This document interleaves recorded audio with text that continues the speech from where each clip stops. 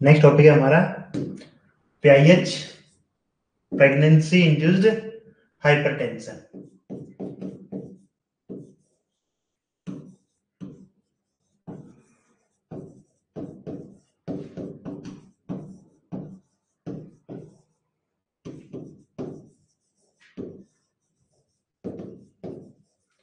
Pregnancy induced hypertension जो condition होती है, इसका मतलब क्या है? तो इसका मतलब होता है कि ब्लड प्रेशर जो होता है वो इंक्रीज हो जाता है।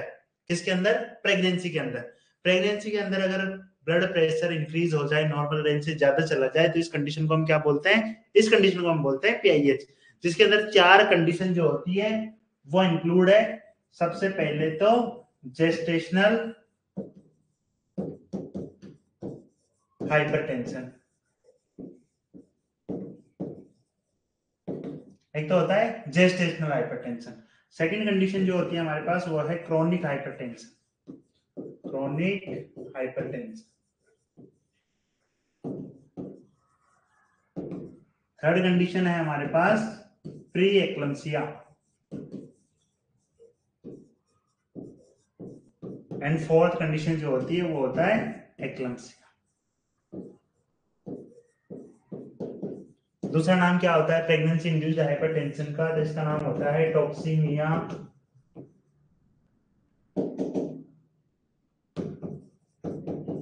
इन प्रेगनेंसी। टॉक्सिमिया इन प्रेगनेंसी मतलब कि ब्लड जो होता है उसमें वेस्ट प्रोडक्ट बढ़ जाते हैं, टॉक्सिक प्रोडक्ट बढ़ जाते हैं प्रेगनेंसी के अंदर। इसी कंडीशन को हम क्या बोलते हैं? पीआईएच बोल देते हैं। सबसे पहली कंडीशन क्या है? Gestational hypertension.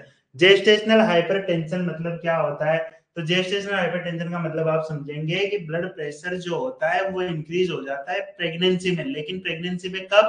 तो 20 वीक ऑफ जेस्टेशन के बाद में प्रेगनेंसी में बीपी का इंक्रीज हो जाना, and up to 12 week of gestation या फिर up to 12 week after delivery of foetus क्या हो जाता है? वो रिटर्न हो जाता है, वापस आ जाता है नॉर्मल कंडीशन के अंदर।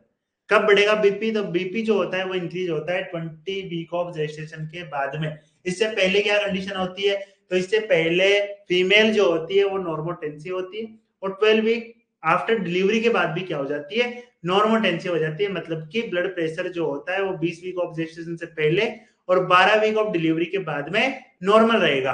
बढ़ेगा कब? तो आफ्टर 20 वीक ऑफ जेस्टेशन बढ़ेगा। एंड कब तक बढ़ा हुआ रह सकता है? तो आप बताएंगे up to 12 week of delivery. इससे अलग कंडीशन है क्रोनिक हाइपरटेंशन। क्रोनिक हाइपरटेंशन क्या कंडीशन है? तो इसके अंदर ब्लड प्रेशर जो होता है वो 20 वीक ऑफ जेस्टेशन से पहले भी बढ़ा हुआ था और डिलीवरी के बाद भी बढ़ा हुआ है। इसका मतलब फीमेल को पहले से ही हाइपरटेंशन की प्रॉब्लम थी, जो कि प्रेगनेंसी में भी रही और प्रेगनेंसी कंप्लीट होने के बाद भी कंटिन्यू हाइपरटेंशन है।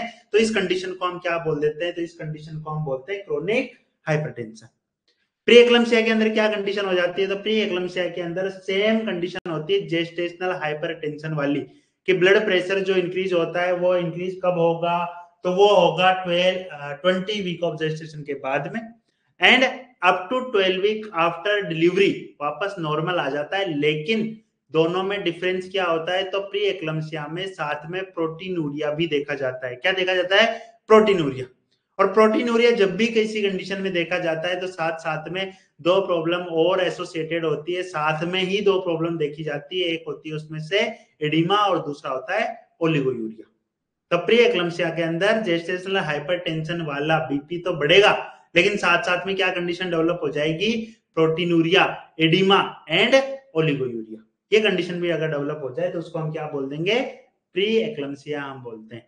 एक्लम्सिया क्या कंडीशन है? तो प्री एक्लम्सिया जो कंडीशन हमने पढ़ी कि हाइपरटेंशन होता है, प्रोटीनूरिया होता है, ओलिगोयूरिया होता है, और इसके अंदर अगर आप बताएं तो साथ साथ में एक और चीज इंक्लूड हो जाती है जिसका नाम होता है सीजर। कि साथ में सीजर भी इंक्लूड हो जाए तो उस कंडीशन को हम क्या बोल देते हैं? एक्लम्सिया हम बोल देते हैं। ठीक है, तो सबसे पहले हम बात करते हैं किसके बारे में? जेस्टेशनल हाइपरटेंशन के बारे में।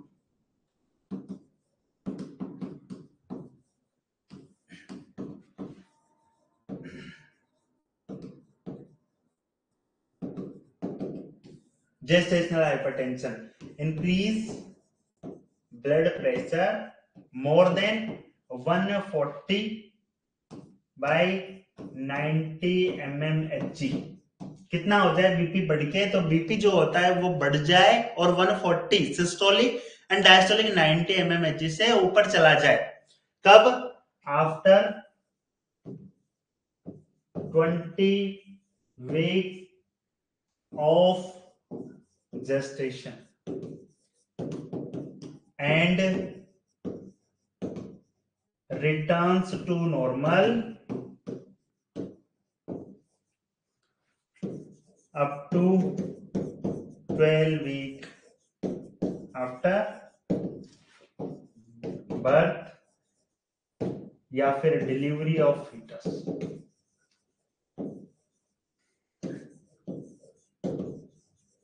इसके अंदर आपको मैनेजमेंट में क्या बताते हो, तो मैनेजमेंट के अंदर ड्रग ऑफ चॉइस जो होती है वो होती है labetalol. Second drug of choice पूछे तो सेकंड ड्रग ऑफ चॉइस आप बताएंगे जो कि पहले हुआ करती थी, या तो प्रीवियस ड्रग ऑफ चॉइस या फिर आपसे पूछे सेकंड ड्रग ऑफ चॉइस, तो आप बताते हैं alpha मिथाइलोपा।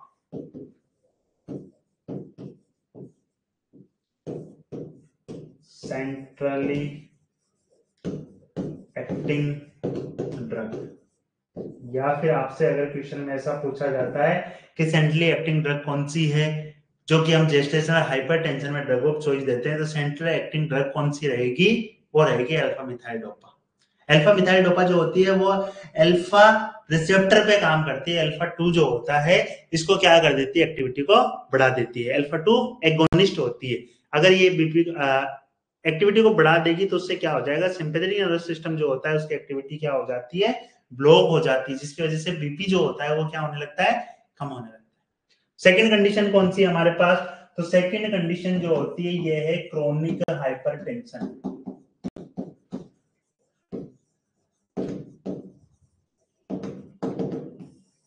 Increase blood pressure more than 140/90 mmHg before 20 week of gestation. अगर 20 वीक ऑफ जेस्टेशन से पहले ही बीपी बढ़ के कितना हो जाए, 140/90 हो जाए, तो इसको हम क्या बोल देते हैं, तो इसको हम बोलते हैं क्रोनिक हाइपरटेंशन। आफ्टर बढ़ेगा तो gestational hypertension, but before 20 week of gestation बढ़ता है तो इसको हम क्रोनिक हाइपरटेंशन बोलते हैं। इसके अंदर भी ड्रग ऑफ चॉइस जो होगी वो होगी labetalol, and second drug of choice जो होती है वो क्या होती है हमारे पास, वो होती है अल्फा मिथाइलोपा।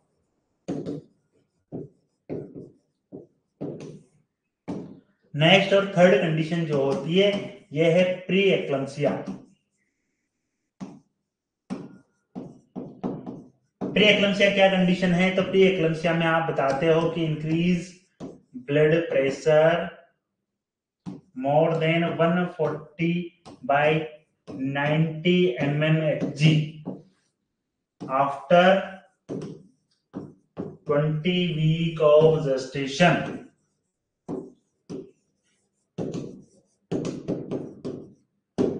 साथ में क्या होगा, associated with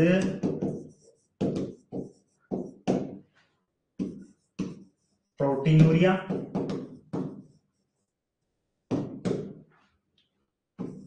oliguria and oedema. अगर बीपी बढ़ने के साथ साथ प्रोटीनूरिया, ओलिगोयूरिया एंड एडिमा भी अगर देखा जाता है तो इस कंडीशन को हम क्या बोल देते हैं, इस कंडीशन को हम बोलते हैं pre eclampsia. Female is normotensive and non-proteinuric before 20 week of gestation। 20 week of gestation से पहले फीमेल जो होती है वो नॉर्मल टेंसिव होती है, मतलब बीपी में कोई चेंजेस नहीं देखा जाता, और नॉन प्रोटीनूरिक होती है, प्रोटीनूरिया भी नहीं होता है।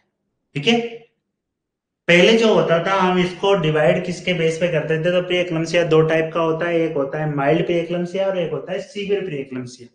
माइल्ड प्री एक्लम्सिया और सीवियर प्री एक्लम्सिया में पहले जो डिफरेंशिएट किया जाता था वो किया जाता था प्रोटीनूरिया की ग्रेड पर, बट अभी करंट टाइम पर जो डिफरेंशिएशन किया जाता है वो एंड ऑर्गन डैमेज के साइन पे किया जाता है, कि एंड ऑर्गन डैमेज भी देखा जाता है किसके अंदर, सीवियर प्री-एक्लेम्पसिया के अंदर। तो हम बात करने वाले हैं कि एंड ऑर्गन डैमेज के साइन सिम्टम्स क्या होते हैं। उससे पहले हम देखेंगे इंसिडेंस के बारे में। इंसिडेंस क्या होता है, तो इंसिडेंस आप बताएंगे कि इंसिडेंस होता है 5 से 15%। अगर फीमेल प्राइमी हो तो उसके अंदर ज्यादा केसेज में देखने को मिलता है मल्टी फीमेल से। अगर हम कंपेयर करें तो मल्टी फीमेल में 5% केसेज में प्री एक्लम्सिया देखा जाता है, जबकि अगर हम बात करें किसकी, प्राइमी फीमेल की, तो उसमें 10% केसेज में क्या देखने को मिलता है, प्री एक्लम्सिया देखने को मिलता है। प्रोटीनूरिया,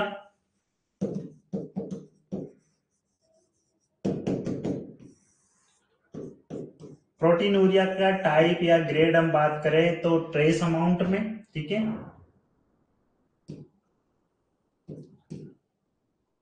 +1, +2, +3 एंड +4, ये 5 टाइप में देखा जाता है। अगर 0.1 ग्राम पर लीटर यूरिन में, 1 लीटर यूरिन में 0.1 ग्राम प्रोटीन का लॉस होता है तो उसको हम बोलते हैं ट्रेस अमाउंट में प्रोटीनूरिया हो जाना। 0.3 ग्राम पर लीटर अगर प्रोटीन लॉस होता है तो उसको हम क्या बोलते हैं, हम +1 ग्रेड का प्रोटीनूरिया हम बोलेंगे। 1 ग्राम पर लीटर लॉस होता है तो उसको हम बोलते हैं +2 ग्रेड का।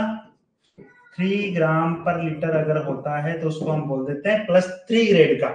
एंड 4 ग्रेड का हम किसको बोलते हैं, तो 5 या फिर ज्यादा, मोर देन 5 या इक्वल टू 5 ग्राम पर लीटर प्रोटीन का लॉस होगा तो उसको हम क्या बोलेंगे, +4 ग्रेड का प्रोटीनूरिया बोलेंगे। पहले जो कंडीशन हुआ करती थी तो पहला +1 एंड +2 जो ग्रेड होती थी ये किसके अंदर आता था, ये आता था माइल्ड प्री एक्लम्सिया के अंदर, जबकि +3 और +4 जो होता था वो किसके अंदर आता था, सीवियर प्री एक्लम्सिया।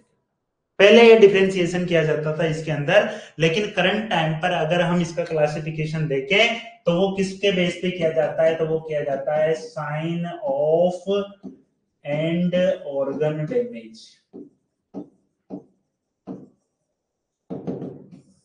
किसके बेस पे किया जाता है, तो वो किया जाता है sign of end organ damage पर किया जाता है। Sign of end organ damage क्या है, तो इसके अंदर हम सीबीसी देखते हैं, एलएफटी देखते हैं, केएफटी देखते हैं, ये सारी चीजें इसके अंदर देखेंगे। जिसमें हम सबसे पहले अगर बात करें तो सीबीसी अगर आप देखोगे, कंप्लीट ब्लड सेल काउंट आप देखोगे तो इसके अंदर प्लेटिलेट जो होती है इसका अमाउंट कितना हो जाता है, लेस देन 1 लाख mm³। सबसे पहले तो एंड ऑर्गन डैमेज का साइन बताओ, तो एंड ऑर्गन डैमेज का साइन आपको बताना है कि सीबीसी करा रहे हो किसी पेशेंट की तो प्लेटलेट काउंट कितना देखने को मिलेगा, तो लेस देन 1 लाख mm³ देखने को मिलेगा। सेकेंड हम बात करते हैं किसकी, एलएफटी की बात करते हैं। लीवर फंक्शन टेस्ट आपने कराया और लीवर फंक्शन टेस्ट में हम क्या देखते हैं, तो बिलीरुबिन देखते हैं कि बिलीरुबिन जो होता है वो क्या हो जाता है, वो इंक्रीज हो जाता है 1.3 mg/dl से, मतलब कि जॉन्डिस वाली कंडीशन डेवलप हो जाएगी। इसके अलावा एसजीओटी एंड एसजीपीटी जो होता है ये भी क्या देखने को मिलता है, इंक्रीज देखने को मिलता है। कितना हो जाता है, डबल हो जाता है। नॉर्मल वैल्यू कितनी होती है, तो नॉर्मल वैल्यू जो होती है वो होती है 40 mg/dl, जो कि डबल होके कितना हो जाएगा, तो 70 से 80 अगर पहुंच जाए तो आप समझते हो क्या हो गया है, एंड ऑर्गन डैमेज हो गया। थर्ड नंबर पर अगर बात करें तो थर्ड नंबर पर हमारे पास आ जाता है केएफटी, मतलब कि आप बताते हो किडनी फंक्शन टेस्ट या फिर आप बताएंगे रीनल फंक्शन टेस्ट, आरएफटीवी इसको हम बोलते हैं। इसके अंदर क्या होता है, तो इसके अंदर आप बता दोगे कि क्रिएटिनिन लेवल जो होता है, क्या होता है, क्रिएटिनिन लेवल वो 1.1 mg/dl से क्या हो जाता है, ज्यादा हो जाता है। मतलब कि 100 ml यूरिन में अगर हम देखें तो क्रिएटिनिन लेवल जो होता है, सॉरी ब्लड में अगर देखें 100 ml ब्लड के अंदर तो कितना देखने को मिलेगा, तो मोर देन 1.1 mg/dl आपको देखने को मिलेगा। इसके अलावा क्या क्या कंडीशन होती है, तो इसके अंदर पल्मोनरी इडीमा देखा जाता है,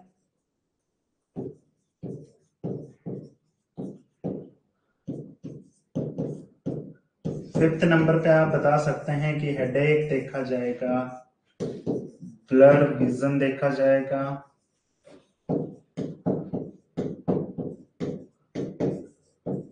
facial and whole body oedema देखा जाएगा। तो एंड ऑर्गन डैमेज के अंदर क्या क्या कंडीशन डेवलप हो जाती है? तो एंड ऑर्गन डैमेज के अंदर आप बताते हैं कि प्लेटलेट काउंट जो होती है वो सीबीसी में आपको कम देखने को मिलेगी। एलएफटी के अंदर क्या होगा? तो एलएफटी के अंदर लीवर एंजाइम बढ़ जाते हैं, बिलिरुबिन बढ़ जाता है। लिवर फंक्शन टेस्ट के अंदर ये कंडीशन होगी, और किडनी फंक्शन टेस्ट के अंदर क्रिएटिनिन लेवल जो होता है वो इंक्रीज हो जाता है। ब्रेन फंक्शन के अंदर अगर आप देखें तो हेडेक देखने को मिलेगा, ब्लर विजन देखने को मिलेगा, फेशियल और होल बॉडी एडिमा देखने को मिल सकता है। जब आप माइल्ड और सीवियर में डिफरेंशिएट करेंगे तो माइल्ड और सीवियर में डिफरेंशिएट में आप बताते हो कि माइल्ड के अंदर ब्लड प्रेशर जो होता है वो कितना बढ़ेगा? तो वो बढ़ेगा 140 से 90 mmHg तक पहुंच जाएगा। ये आप किसके अंदर बताते हैं? माइल्ड प्रीएक्लेम्सिया के अंदर।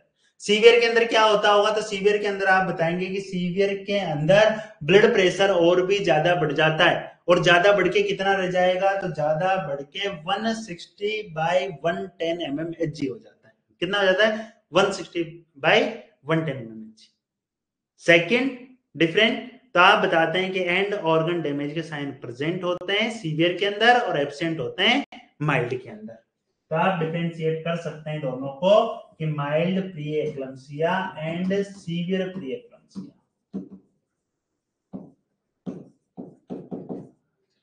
And severe pre eclampsia. Mild pre eclampsia के अंदर आप बताते हो कि ब्लड प्रेशर इंक्रीज। सिस्टोलिक में आप बताएंगे कि more than 140 mmHg, and diastolic में आप क्या बताएंगे कि more than 90 mmHg। Second, sign of end organ damage absent. इसके अंदर साइन एंड ऑर्गन डैमेज के नहीं देखे जाते। जबकि अगर हम बात करें सीवियर प्री एक्लम्सिया के अंदर तो ब्लड प्रेशर जो होता है वो इंक्रीज हो जाता है। सिस्टोलिक की अगर बात करें तो मोर देन 160 mmHg, और डायस्टोलिक के अंदर अगर हम बात करें तो आप बताते हो more than 110 mmHg। Sign of end organ damage जो होते हैं वो कैसे दिखाई देते हैं इसके अंदर? तो वो प्रेजेंट होते हैं सीवियर प्री एक्लम्सिया के अंदर देखे जाते हैं। तो sign of end organ damage अगर देखा जाए तो आप क्या समझते हो? तो आप समझते हो कि क्या हो गया है? सीवियर प्री एक्लम्सिया हो गया। ठीक है। साथ साथ में आप क्या बताते हैं? तो साथ साथ में आप बताते हैं कि severe pre eclampsia is always associated with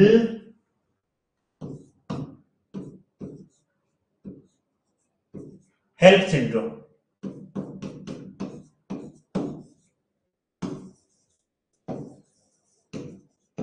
help syndrome के साथ हमेशा एसोसिएट होता है। जब भी सीवियर प्रेक्लम्सिया होगा तो क्या कंडीशन देखी जाएगी? हेल्प सिंड्रोम भी देखा जाएगा।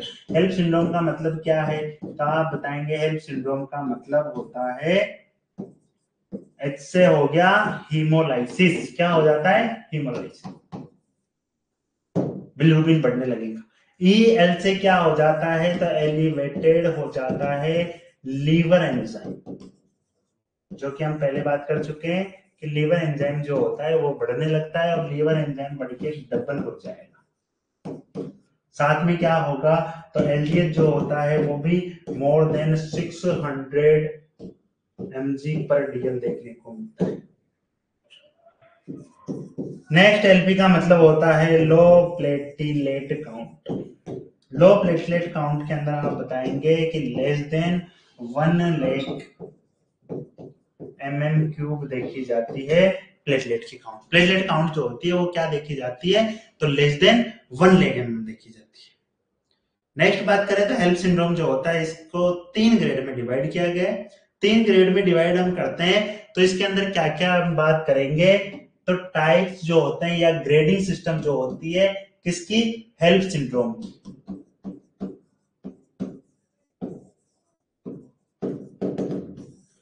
तो इसका एक तो होता है ग्रेड फर्स्ट, जिसको हम बोलते हैं सीवियर टाइप का।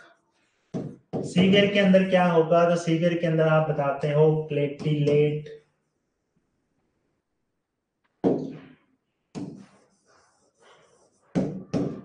Count less than 50,000 mmQ।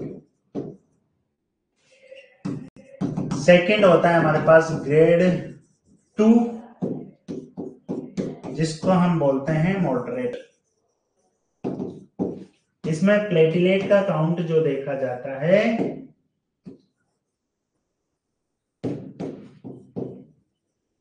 वो होता है मोर देन 50,000 mmQ।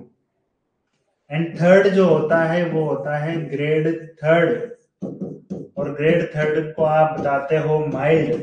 इसके अंदर क्या होगा, तो प्लेटिलेट जो काउंट होता है वो तो मोर देन 1 लाख होता है, बट लीवर एंजाइम वो कैसे देखे जाते हैं, वो रेस्ट देखे जाते हैं, ज्यादा देखे जाते हैं कि प्लेटलेट काउंट जो है वो तो नॉर्मल होना, बट लीवर एंजाइम ओनली बढ़ जाना। ये किसके अंदर आता है, माइल्ड हेल्प सिंड्रोम के अंदर आ जाता है। इसके अंदर अगर हम देखें तो पैथोफिजियोलॉजी क्या है या इटियोलॉजी क्या हो जाता है, तो इटियोलॉजी में आप बताते हो कि किस तरीके से होगा। तो सबसे पहले तो हम देखते हैं कि जो प्लेजेंटा होती है इसमें प्रॉपर वेसल्स जो होती है वो नहीं बन पाती। अगर प्रॉपर वेसल्स नहीं बन पाएगी तो ब्लड सप्लाई क्या हो जाएगी, कम हो जाती।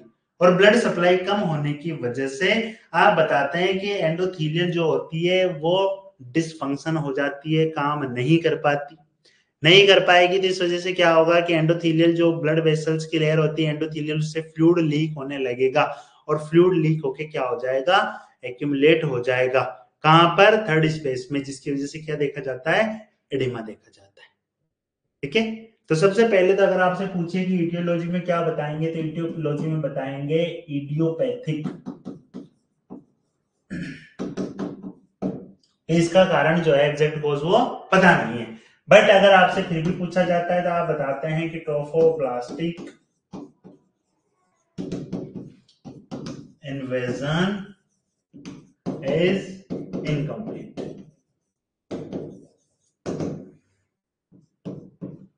ट्रोफोब्लास्टिक इन्वेजन जो होता है, या फिर आप बता सकते हैं कि प्लेजेंटल जो टिश्यू होते हैं इसके अंदर ब्लड वेसल्स प्रॉपर फॉर्म नहीं हो पाती।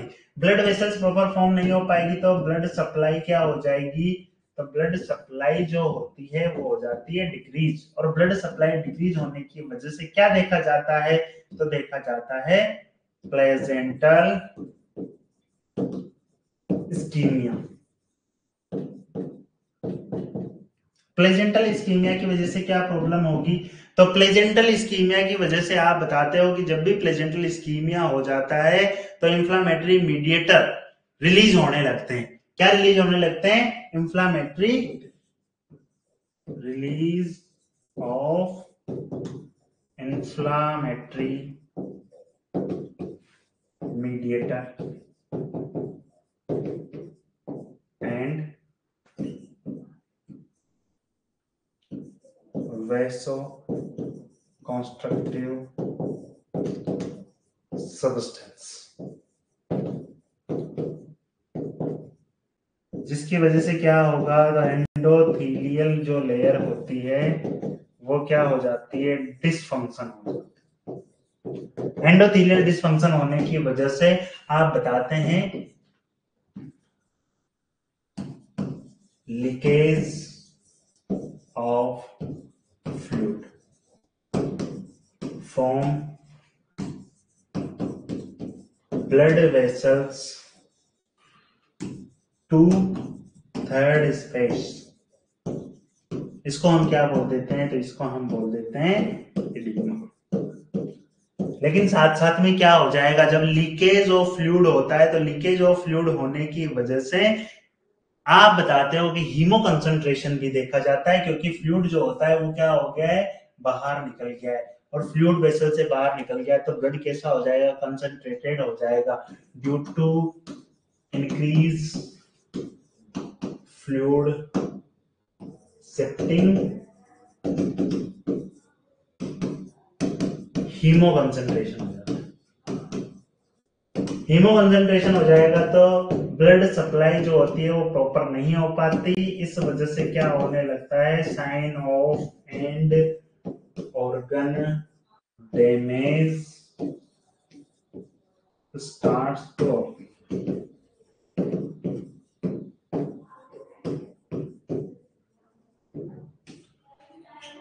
हीमो कंसंट्रेशन जो होता है इसको आप क्या बोलते हो, तो हीमो कंसंट्रेशन जो होता है इसका आप बोलते हो हॉलमार्क साइन, साइन ऑफ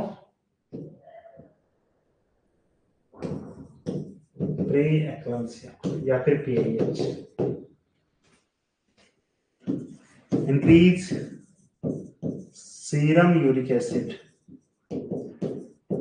इसको क्या बोलते हैं, तो इसको बोलते हैं biological marker of pregnancy, biological marker of pre-eclampsia. Pre-eclampsia का हम क्या बोल देंगे इसको, तो बायोलॉजिकल मार्कर भी इसको हम बोलते हैं कि बायोलॉजिकल मार्कर है ये किसका, प्री-एक्लेम्सिया। नई जो चीजें ऐड हुई है वो क्या है, तो वो होता है हमारे पास, या फिर आप उसको पढ़ते हो न्यू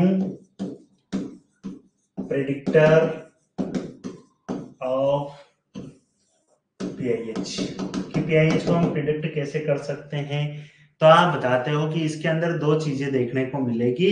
एक जो होता है वो क्या हो जाता है हमारे पास, तो एक कंडीशन तो हमारे पास होती है कि इसमें सबसे पहले अगर देखा जाए तो जो ब्लड वेसल्स को फॉर्म करती है वो क्या हो जाते हैं, सब्सटेंस वो कम देखे जाते हैं। जो ब्लड वेसल्स को क्या करती है, फॉर्म करती है, और ब्लड वेसल्स को फॉर्म करने वाले फैक्टर्स को हम क्या बोलते हैं, तो उनको बोलते हैं हम एंजियोजेनिक फैक्टर। क्या बोलते हैं, एंजियोजेनिक। एंजियोजेनिक फैक्टर जो होते हैं वो कैसे देखे जाते हैं, तो वो डिक्रीज देखे जाते हैं। कौन कौन से होते हैं, तो एक होता है वीईजी। वीजी क्या है, तो इसको हम बोलते हैं vascular endothelial growth factor.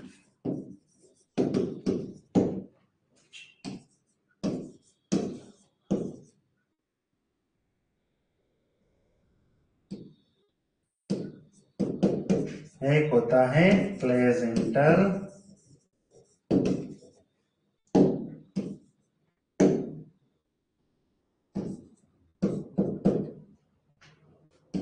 Growth factor.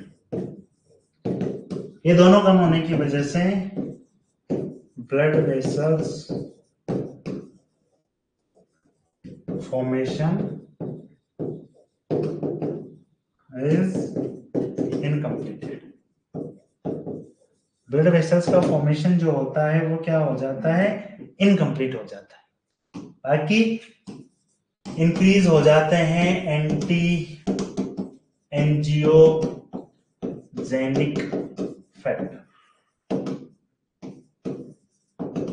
कौन कौन से होते हैं anti angiogenic factor, serum soluble tyrosine kinase first, जो क्या है, तो ये receptor for vascular endothelial growth factor. Second जो होता है वो होता है सीरम सोल्यूबल एंडो, ये भी क्या हो जाता है, तो ये भी इंक्रीज हो जाता है। नेक्स्ट अगर बात करें तो अदर के अंदर आप बताते हो थ्रोम्बोएक्सिन जो होगा इंक्रीज हो जाएगा, एंड प्रोस्टाग्लैंडिन्स जो होता है वो क्या हो जाता है, डिक्रीज हो जाता है। ये न्यू प्रेडिक्टर है। इसमें से क्वेश्चन जो पूछा जाता है वो इस तरीके से पूछा जाता है कि क्या क्या चीज बढ़ जाएगी और क्या चीज कम हो जाएगी, किसके अंदर, तो एक्लम्सिया के अंदर। तो आप इसके अंदर क्या बता देंगे, तो इसके अंदर आपको बताना है कि एंजियोजेनिक फैक्टर जो होते हैं वो तो क्या हो जाते हैं, डिक्रीज हो जाते हैं। एंजियोजेनिक फैक्टर के अंदर क्या क्या बताएंगे, तो vascular endothelial growth factor and placental growth factor जो होते हैं ये दोनों क्या हो जाते हैं, डिक्रीज हो जाते हैं। जबकि अगर देखा जाए एंटी एंजियोजेनिक फैक्टर तो serum soluble tyrosine kinase first जो होता है ये इंक्रीज हो जाता है, सीरम सोल्यूबल एंडोग्लिन जो होता है ये भी क्या हो जाता है, इंक्रीज हो जाता है। थ्रोम्बोक्सिन की एक्टिविटी अगर हम देखें तो थ्रोम्बोक्सिन A2 की एक्टिविटी इंक्रीज होती है, और प्रोस्टाग्लैंडिन प्रोस्टासाइक्लिन जो होती है वो क्या देखा जाता है, डिक्रीज देखा जाता है। इसको हम क्या बोल देते हैं, तो इसको हम बोलते हैं new predictor of PIH. Diagnosis कैसे करेंगे आप इसका, तो डायग्नोसिस में आप बताते हैं कि इसके अंदर यूट्राइन आर्टरी डॉपलर हम टेस्ट करते हैं। क्या टेस्ट करते हैं इसके अंदर, यूट्राइन आर्टरी डॉपलर हम टेस्ट करेंगे। तो कंफर्मेटरी डायग्नोसिस आपसे पूछे, चॉइस ऑफ डायग्नोसिस पूछे, गोल्ड स्टैंडर्ड डायग्नोसिस पूछे, तो आप बताते हैं कि हम इसके अंदर परफॉर्म करते हैं यूट्राइन आर्टरी डॉपलर। क्या करते हैं, यूट्राइन आर्टरी डॉपलर। इसके अंदर क्या दिखता है, तो डायस्टोलिक नॉच दिखता है। क्या दिखता है, डायस्टोलिक नॉच। डायस्टोलिक नॉच का दिखना ये क्या बताता है, तो डायस्टोलिक नॉच इसके अंदर अगर दिखे हमें यूट्राइन आर्टरी डॉपलर के अंदर, तो आप बताते हो कि इसके अंदर क्या हो रखा है, पे एक्लम्सिया वाली कंडीशन हो रखी है या पीआईएच हो रखी है। और क्या क्या इंडिकेशन है, तो इंडिकेशंस के अंदर आप बताएंगे इंडिकेशंस ऑफ पीआईएच। तो दो इंडिकेशन तो हमने पढ़ लिए पहले, क्या क्या, तो एक तो हीमो कंसंट्रेशन हमने पढ़ा है, दूसरा हमने क्या पढ़ा है, तो हीमो कंसंट्रेशन के अलावा हमने पढ़ा है कि इंक्रीज सीरम यूरिक एसिड। इसके अलावा एक और टेस्ट हम करते हैं जिसको आप बोलते हो रोल ओवर टेस्ट। क्या बोलते हैं, roll over test. Roll over test जो होता है perform after 30 week of gestation. कब परफॉर्म किया जाता है, तो 30 वीक ऑफ जेस्टेशन के बाद में परफॉर्म किया जाता है। Measure blood pressure and supine and side line position. क्या करेंगे हम, तो बीपी जो होता है वो मेजर करते हैं, सुपाइन पोजिशन में करते हैं और साइड लाइन पोजिशन के अंदर बीपी मेजर करते हैं। जब आपने बीपी मेजर किया तो बीपी मेजर करने के बाद क्या करेंगे, कंपेयर बोथ वैल्यू। दोनों वैल्यू क्या कर दी हमने, कंपेयर कर दी। कंपेयर करने पे क्या, if more than 20 mmHg difference in diastolic BP indicate 33% cases of PIH. अगर हमने किसी 3 फीमेल का बीपी सुपाइन और साइड लाइन पोजीशन में चेक किया और चेक करने के बाद डायस्टोलिक बीपी में चेंजेस कितना देखने को मिला, तो मोर देन 20 mmHg देखने को मिला, तो उसमें से किसी एक फीमेल को क्या कंडीशन हो सकती है, तो किसी एक फीमेल को हो सकती है प्रेगनेंसी इंड्यूस्ड हाइपरटेंशन। इसका मैनेजमेंट हम कैसे करते हैं, तो मैनेजमेंट के लिए सबसे पहले तो आप क्या करेंगे, तो रेस्ट प्रोवाइड करा देंगे। रेस्ट प्रोवाइड कराने से क्या होगा, तो जीएफआर बढ़ती है रेस्ट प्रोवाइड कराने से, और जीएफआर बढ़ेगी तो क्या होगा, तो जीएफआर बढ़ने से यूरिन आउटपुट जो होता है वो भी बढ़ने लगता है। प्रोटीन डाइट देंगे क्योंकि प्रोटीनूरिया हुआ है, ठीक है। इसके अलावा डायबिटिक हम दे सकते हैं, जो कि नॉर्मली तो आप बताते हो कि कॉन्ट्राइंडिकेटेड होती है, पर हम इसके अंदर अगर देनी ही पड़े तो लेसिक से हम टेबलेट देते हैं, या फ्रोसेमाइड आप बता सकते हो कि फ्रोसेमाइड आप टेबलेट दोगे जो कि 40 mg होगी, 5 days इन ए वीक देते हैं।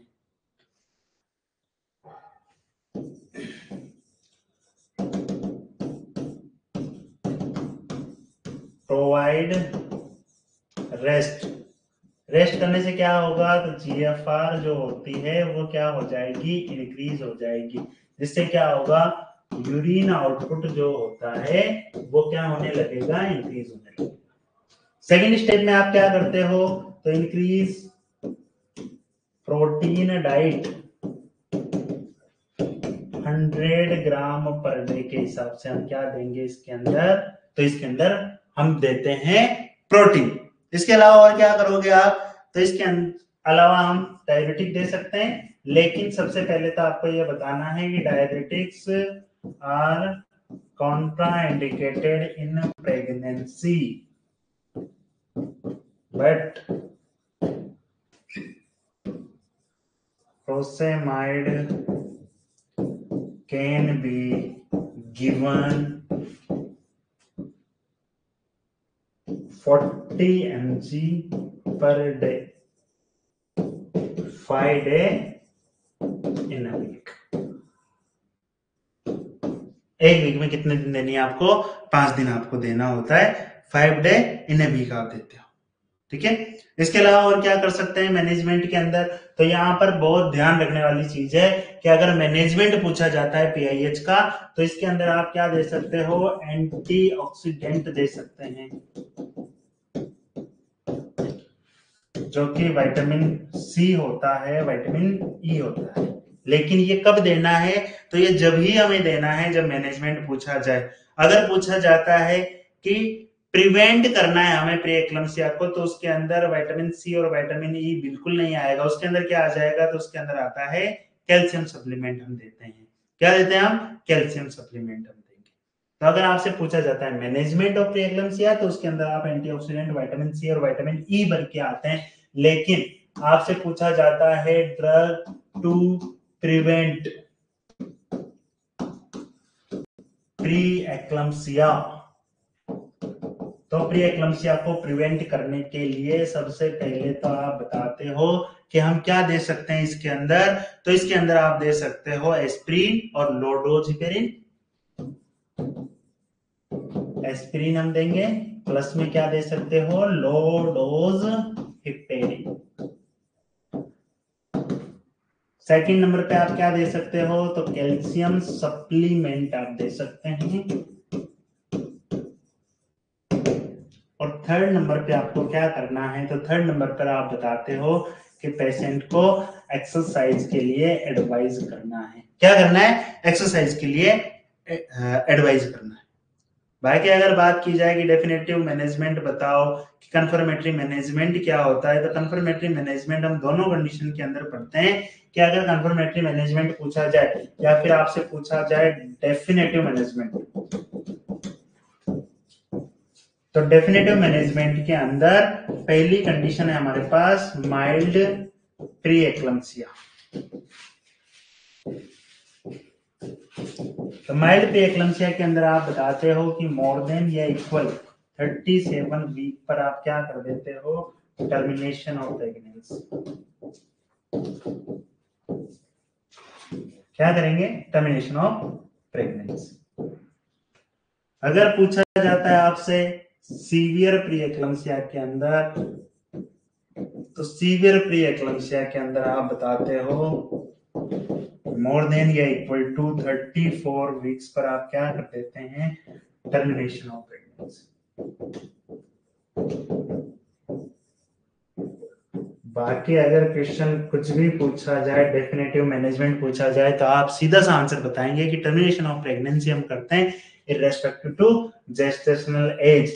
मोड ऑफ डिलीवरी जो होगा वो क्या होगा, मोड ऑफ डिलीवरी आप बताते हैं कि रहेगा वजाइनल डिलीवरी।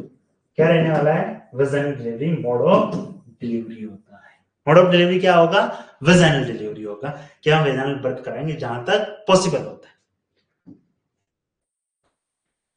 नेक्स्ट एक्लम्सिया, तो डेफिनेशन जो होगी एक्लम्सिया की वो होगी हमारे पास कि प्री एक्लम्सिया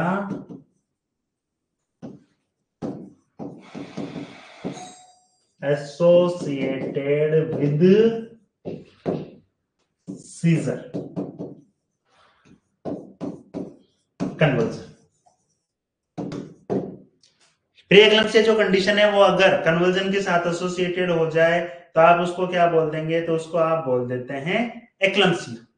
टाइप्स क्या क्या होते हैं, तो 3 टाइप का एक्लम्सिया होता है। जैसे कि 2 टाइप हमने पढ़े प्री एक्लम्सिया के अंदर, प्री माइल्ड और सीवियर। वैसे एक्लम्सिया के 3 टाइप होते हैं। पहला होता है एंटीपार्टम,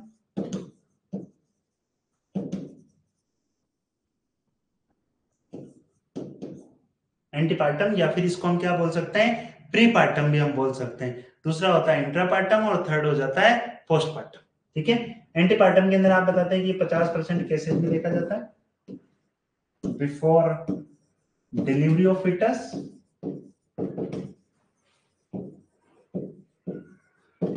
और सबसे रोस्ट प्रोग्नोसिस भी किसका होता है, इसी का होता है। सबसे सीवियर कंडीशन कब हो जाती है, तो वो भी कब होती है,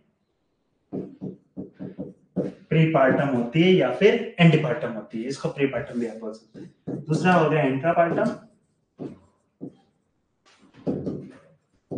30% केसेज में during delivery. Third postpartum,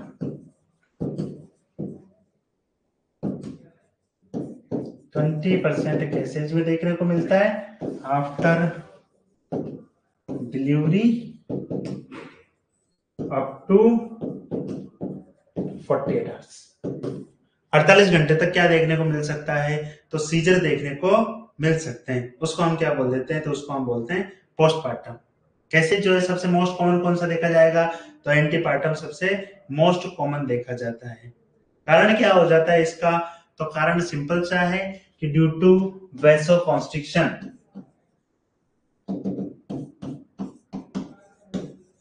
due to vasoconstriction, और वैसोकॉन्स्ट्रिक्शन की वजह से क्या हो जाएगा, तो decrease blood and O2 supply to the brain. Brain को क्या हो जाता है, O2 सप्लाई जो होती है वो डिक्रीज हो जाती है, जिससे क्या होगा, abnormal electric conduction of neurons, इससे क्या होता है, तो कन्वर्जन आ जाता है। एबनॉर्मल इलेक्ट्रिकल कंडक्शन होने की वजह से क्या देखने को मिलेगा, तो कन्वर्जन देखने को मिलेगा, या फिर आप बता सकते हैं कि सीजर देखने को मिल जाता है। मोस्ट कॉमन और मोस्ट डेंजरस टाइप एक्लम्सिया का आपसे पूछा जाएगा तो आप बताएंगे कि मोस्ट कॉमन या मोस्ट डेंजरस टाइप होता है एंटीपार्टम।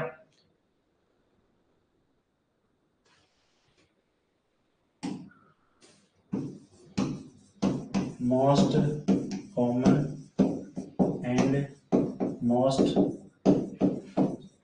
डेंजरस टाइप क्या बता देंगे, एंटीपार्टम।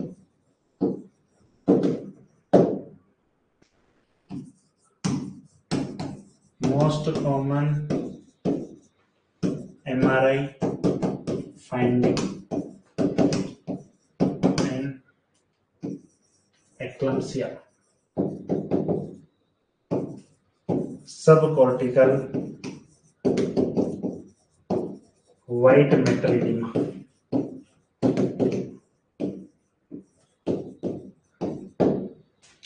और मोस्ट कॉमन कॉज क्या होता है डेथ का, तो most common cause of death in एक्लम्सिया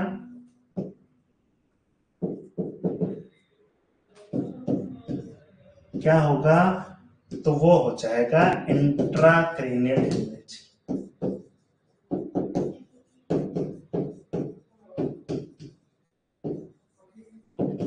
intracranial, ठीक है। तो मोस्ट कॉमन कॉज डेथ का अगर पूछा जाए तो intracranial haemorrhage. Most common MRI finding पूछी जाए एक्लम्सिया के अंदर तो आप बताएंगे सब कॉर्टिकल व्हाइट मैटर एडिमा हो जाता है। Most common most dangerous type पूछे आपसे तो आप बताएंगे एंटीपार्टम जो कि 50% होता है, और इसके अंदर देखा जाए तो क्या होगा, तो रोस्ट प्रोग्नोसिस होता है, ठीक होने के चांसेस जो होते हैं वो कम होते हैं, इसलिए क्या करना पड़ता है, टर्मिनेशन ऑफ प्रेगनेंसी करना पड़ता है।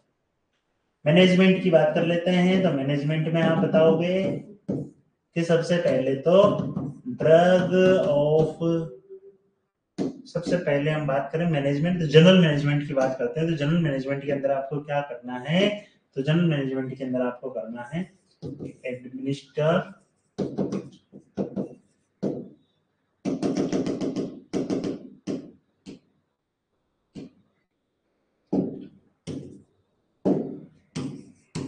Provide safety to the patient,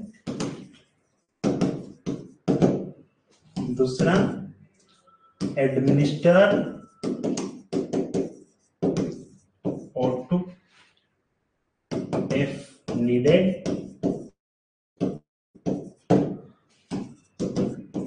suctioning SOS if needed, तो सक्शन हम कर देते हैं। ठीक है, मेडिकल मैनेजमेंट की बात करते हैं कि मेडिकल मैनेजमेंट कैसे करेंगे। तो मेडिकल मैनेजमेंट के लिए सबसे पहले हम बात करते हैं drug of choice for hypertension. Hypertension के लिए ड्रग ऑफ चॉइस जो आप दोगे वो क्या रहेगा, तो ड्रग ऑफ चॉइस रहेगी हाइपरटेंशन की लोपेटालोल।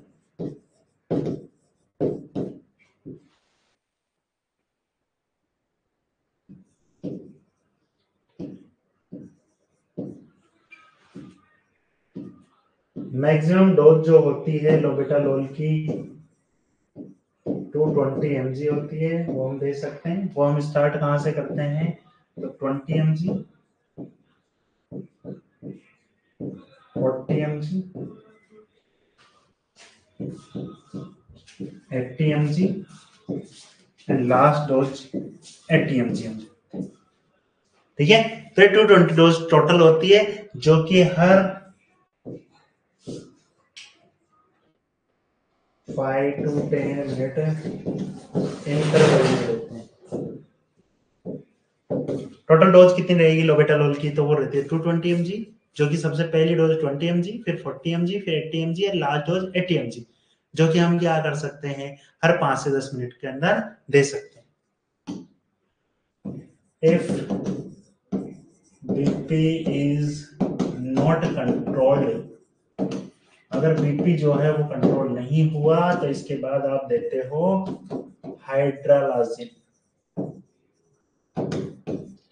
30 mg in divided dose of 5 mg after every 5 to 10 minute. ठीक है, तो ये हो जाता है किसके लिए, ब्लड प्रेशर के लिए। दूसरा आपसे पूछते हैं कि ड्रग ऑफ चॉइस आपको बतानी है सीजर के लिए, या फिर ड्रग ऑफ चॉइस आपको एक्लम्सिया में पूछते हैं, तो आप बताते हो MgSO4 magnesium sulphate drug of choice to prevent upcoming seizure. किसके लिए हम देते हैं, तो टू प्रिवेंट अपकमिंग सीजर हम देते हैं। मतलब ये जो हम दे रहे हैं MgSO4 वो प्रोफाइलैक्सिस हम देते हैं। सीवियर प्रेक्लम्सिया के अंदर भी आप ड्रग ऑफ चॉइस MgSO4 लिख सकते हैं, क्योंकि हम इसमें आने वाले सीजर को प्रिवेंट करने के लिए दे रहे हैं। तो इसको हम क्या कर सकते हैं, सीजर आने से पहले दे सकते हैं, जो कि कौन सी कंडीशन है, प्रेक्लम्सिया वाली कंडीशन। MgSO4 देने का जो मेथड होता है, MgSO4 ट्रिप चार्ट रेजिम होता है। इसके अंदर टोटल डोज जो रहेगी वो रहेगी 14 ग्राम। कितनी रहती है, 14 ग्राम।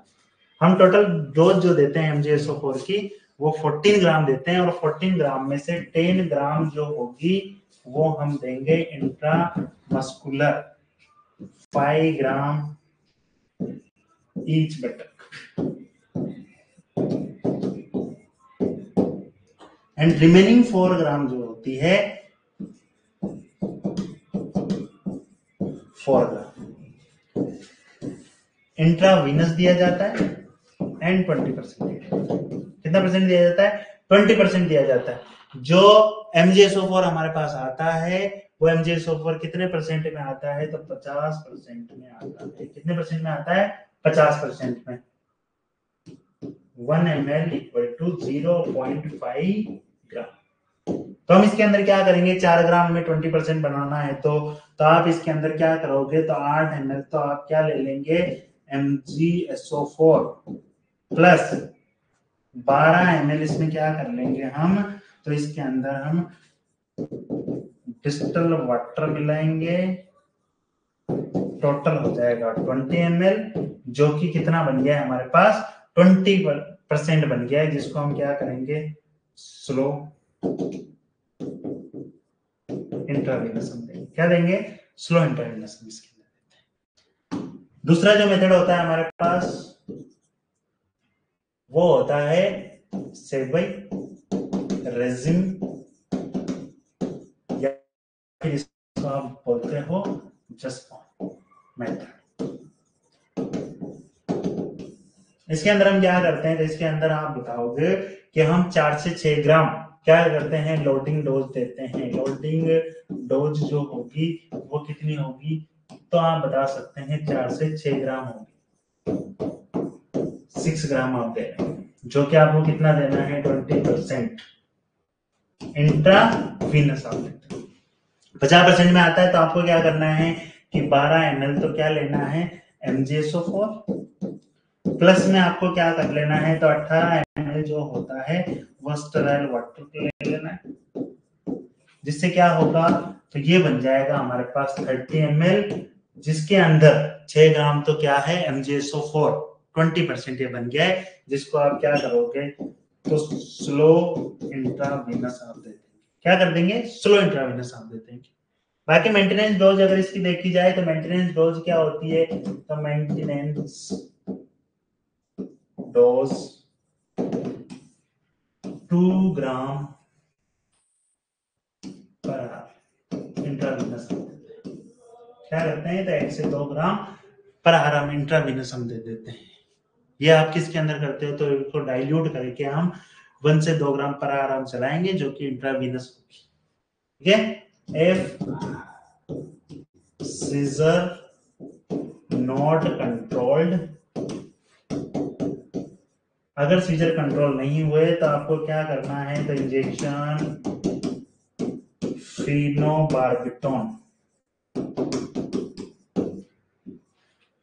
फिनोबार्बिटोन 50 to 70 mg पर kg आपको देना है। इफ सीजर नॉट कंट्रोल्ड, या फिर स्टेटस एपिलेप्टिकस, स्टेटस एपिलेप्टिकस वाली कंडीशन में आपको क्या करना है, तो इसके अंदर आपको क्या करना है, इंजेक्शन थायोपेंटल सोडियम 2 mg पर केजी इंट्रावेनस इन्फ्यूजन चला देना। तो ये हो जाता है हमारे पास मैनेजमेंट। किसका मैनेजमेंट, तो ये मैनेजमेंट जो होगा हमारा, ये होगा MgSO4। सबसे पहले हमने क्या किया इसके अंदर, तो हमने एक्लम्सिया पढ़ा। एक्लम्सिया के अंदर हमने पढ़ा कि प्रेक्लम्सिया की कंडीशन अगर सीजर या कन्वर्जन के साथ एसोसिएट हो जाए तो इसको हम क्या बोल देते हैं, एक्लम्सिया हम बोल देते हैं। एंटीपार्टम 50% केसेज में देखा जाता है, जो कि रोस्ट प्रोग्नोसिस के साथ होता है। डिलीवरी के पहले सीजर आने लगे तो एंटीपार्टम, डिलीवरी के टाइम पे सीजर आए तो इंट्रापार्टम है, जो कि 30% केसेज में देखा जाता है। पोस्टपार्टम 20% केसेज में देखा जाता है, जो कि डिलीवरी के बाद 48 आवर्स तक आ सकता है। Due to vasoconstriction blood supply कम हो जाती है, ऑटो सप्लाई कम हो जाती है। एबनॉर्मल इलेक्ट्रिकल कंडीशन की वजह से क्या देखा जाता है, कन्वर्जन देखे जाते हैं। Most common type, most dangerous type antepartum. Most common MRI finding subcortical white matter edema देखा जाता है। Most common cause of death eclampsia के अंदर क्या है, इंट्राक्रैनियल हेमरेज। मैनेजमेंट के अंदर सबसे पहले हम सेफ्टी प्रोवाइड कराते हैं पेशेंट को, दूसरा हम ऑक्सीजन देते हैं एंड सक्शनिंग हम करते हैं। मेडिकल मैनेजमेंट की जब हम बात करते हैं तो मेडिकल मैनेजमेंट में ड्रग ऑफ चॉइस जो होती है हाइपरटेंशन के लिए वो लोबेटालोल होती है, जिसकी 220 mg हम क्या दे सकते हैं, मैक्सिमम डोज हम दे सकते हैं। फिर कंट्रोल नहीं होता है तो हाइड्रोलाजिन देते हैं 30 mg, जो 5-5 mg के डिवाइडेड डोज में देते हैं। हर 5 से 10 मिनट में। MgSO4 जो हम देते हैं अपकमिंग सीजर को प्रिवेंट करने के लिए देते हैं। MgSO4 अगर टॉक्सिसिटी हो जाए तो उसके अंदर क्या पढ़ते हो आप? चलो ये फार्माकोलॉजी में हम बात करेंगे MgSO4 की टॉक्सिसिटी के बारे में। यहाँ ये ओबीजी का कंप्लीट सिलेबस, इसके बाद हम नेक्स्ट क्लास में जब भी बात करेंगे फार्माकोलॉजी के बारे में बात करेंगे। ठीक है, थैंक यू सो मच।